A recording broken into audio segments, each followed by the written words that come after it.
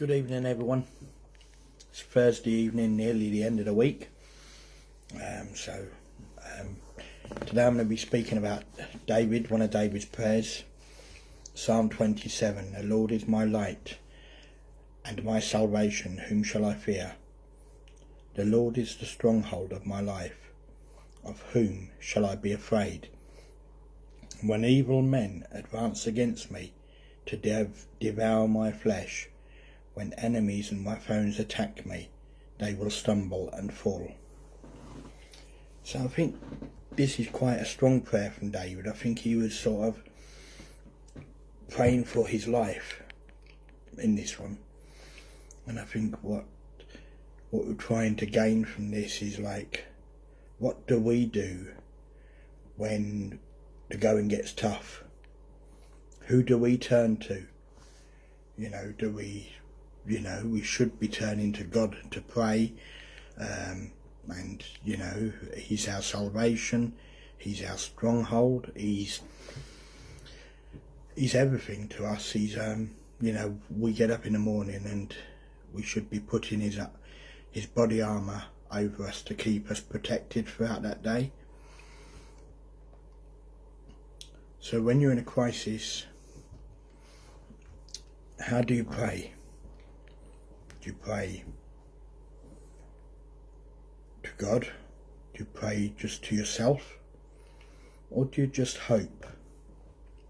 I know I pray to God often, and I know God always answers my prayers. It might not be when I want them answered, because that's me being impatient. But I know that God does it in His own time. And if it's a prayer that He has mapped out for me in my life, if it's a plan and I've prayed for that, then God will answer it when the time's right. So the Lord is the stronghold of our life. Who shall we be afraid? We should be afraid of no one, because God is there protecting us. God is there walking side by side with us. We're never alone. Any situation, we're not facing it alone. We're not facing it, and thinking, oh, how are we going to get through this? We should be facing this and saying, yes, we know we're going to get through it because God is with us. No one can be against us.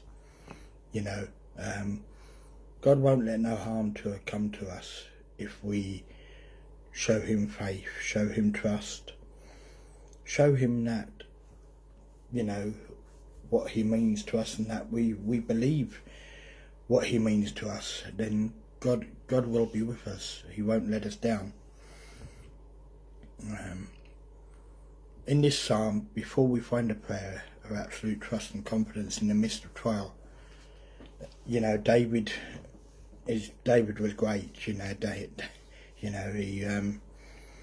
did so much. And he's like, when evil men advanced against me to devour my flesh. Could you just imagine being there and seeing a gang of evil men coming to you with meat cleavers and machetes and, spears to devour your flesh? It'd be a bit like being put into a tank of piranhas, wouldn't it? Because they would devour your flesh quite quickly.